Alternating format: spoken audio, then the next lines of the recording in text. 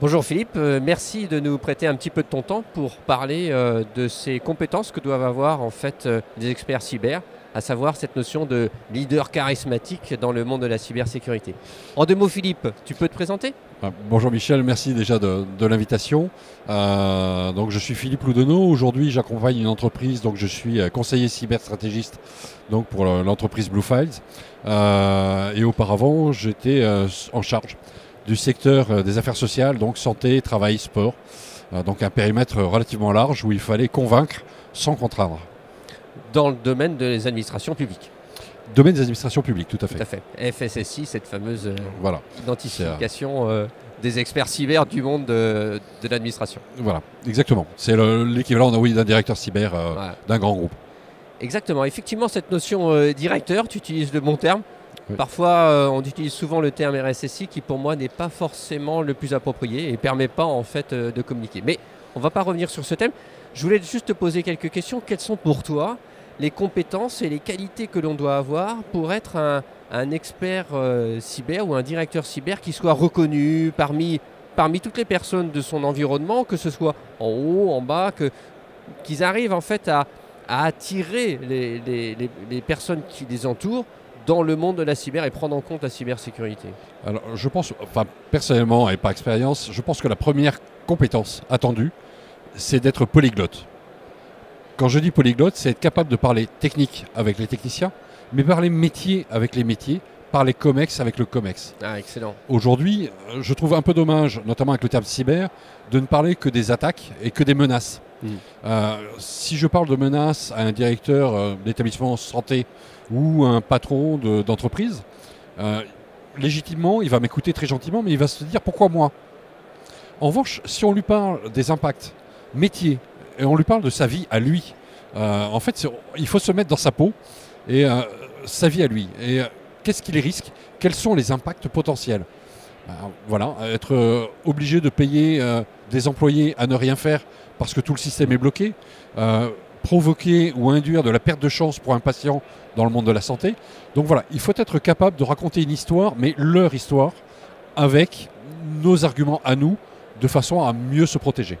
Ça, c'est très important ce que tu dis, c'est plus que de l'empathie, c'est se mettre à la position de celui à qui tu vas communiquer et faire passer des messages. C'est-à-dire cette notion de, voilà, je me dis, mais qu'est-ce qu'il attend en fait? Ça, c'est très important. Ouais. C'est exactement ça. Aujourd'hui, une des grandes difficultés également, je le vois en accompagnant différentes structures, c'est le jargonnage. Ouais. Toute profession se retranche derrière un jargon. Alors, je peux vous raconter une anecdote rapidement, mais je me souviens d'une intervention avec l'Agence nationale de sécurité qui parlait de MCO, MCS, maintien en conditions opérationnelles, maintien en conditions de sécurité, à un directeur d'établissement de santé. Lui entendait médecine, chirurgie obstétrique et médecin coordinateur du SAMU. D'accord. Et donc à un moment donné, c'est arrêter le jeu et dire attendez, on prend les mêmes référentiels. Sinon, on ne pourra pas s'entendre. Donc effectivement, ce que tu disais, il faut être en empathie avec le métier. Il faut comprendre ses enjeux. Et puis, je pense qu'une des grandes forces et les RSSI qui, à mon avis, réussissent le mieux, sont les gens qui ont compris qu'ils ne sont pas là pour être des dictateurs, mais sont bien là pour présenter les risques, présenter les solutions de s'en prémunir, sachant que la décision finale appartient à la direction et au métier. Nous ne sommes là qu'en support et en appui. C'est-à-dire, on valorise le risque. Et notre enjeu dans ce rôle charismatique est de partager la valorisation du risque avec le management pour qu'il sache prendre la bonne décision. Tout à fait, tout à fait. Et alors en revanche, une fois que la décision est prise par la direction, un des seconds rôles des gens de la cyber, c'est dire ça, maintenant c'est figé dans le marbre et c'est non négociable. Donc la règle, c'est ça, vous l'appliquez. Et donc de contrôler à un moment donné si c'est bien fait. Et éventuellement, si c'est bien fait. Dans ton sens, vous contrôlez, c'est que tu es quand même l'argument du contrôle. Ça aussi, ça contribue à asseoir ton autorité ou la confiance que les autres vont avoir, dans le sens où tu es capable de rapporter effectivement les efforts qui sont faits dans la protection de l'information. Tout à fait. Être capable de contrôler, mais être capable également, alors moi ce que j'avais institué quand j'y étais, c'est d'autoriser le RSSI à contrôler ce que je faisais. Parce que je ne peux pas me positionner comme juge si à un moment donné, moi-même, je ne suis pas jugé. On est toujours sur la fameuse phrase « qui gardera les gardes ?» Et donc accepter également, parce que je suis un être humain comme les autres, je ne suis pas à l'abri de faire une bêtise, et donc que les gens de la sécurité puissent auditer ce que je fais, ce qui me paraissait tout à fait logique. Ouais, ça c'est super. J'avais tenté de faire ça aussi. Enfin, j'ai réussi dans le sens où je me faisais auditer moi aussi. Je me faisais auditer tous les 2 ans par un expert pour pouvoir vérifier que mon analyse de risque était la bonne. Ça, c'est intéressant. Est-ce que tu crois qu'il y a des formations spécifiques à ce métier où on est vraiment un leader dans le domaine de la cybersécurité? Alors, moi j'ai eu de la chance, les formations, j'ai commencé ma carrière, j'étais militaire, et c'est d'avoir un de mes chefs qui m'a envoyé donner des cours. Et donner des cours, on se retrouve confronté à la question du candide, et qui, quelquefois, remet en cause nos propres convictions. Et j'aime bien la question du candide, qui à un moment donné, vous faites ça comme ça, mais pourquoi? Et juste le fait de dire pourquoi, et essayer d'expliquer simplement à des gens qui puissent comprendre. Puis j'ai eu une autre chance, c'est de travailler à un moment donné dans un centre de recherche avec des chercheurs.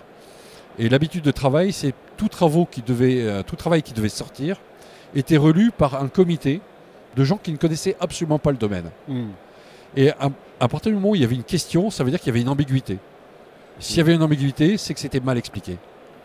Et donc, à un moment donné, c'était revoir sa copie et être capable d'expliquer simplement des choses qui, en plus, sont simples, relativement simples.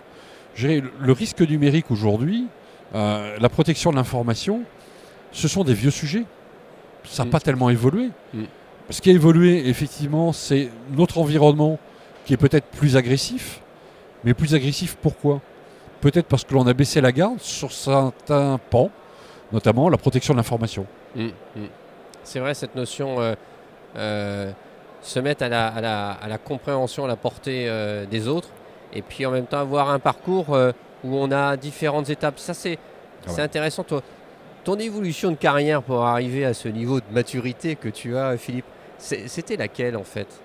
Alors en fait, moi j'ai eu la chance donc, de tomber dans la cyber relativement petit en étant dans un centre de recherche militaire à l'époque des attentats, notamment en France, et notamment toute la vague de...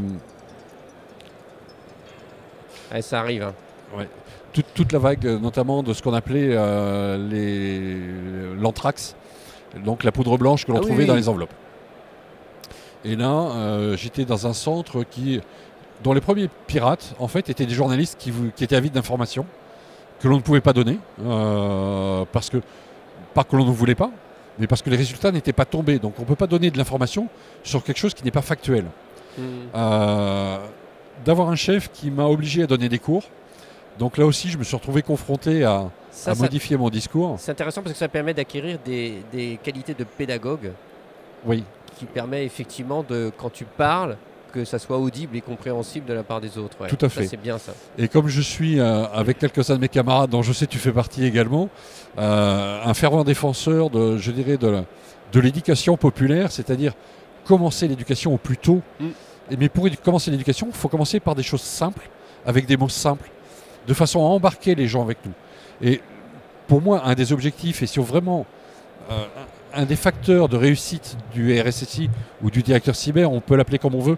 Je suis comme toi, j'aime pas le terme de RSSI parce que en fait, il est responsable de rien. C'est pas lui qui porte la responsabilité, c'est le directeur.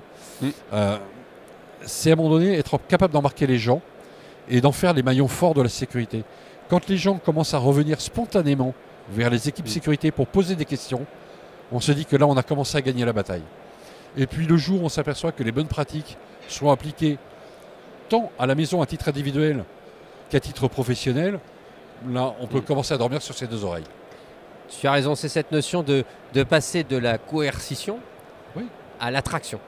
Oui. C'est un critère qui fait effectivement que ça marche bien.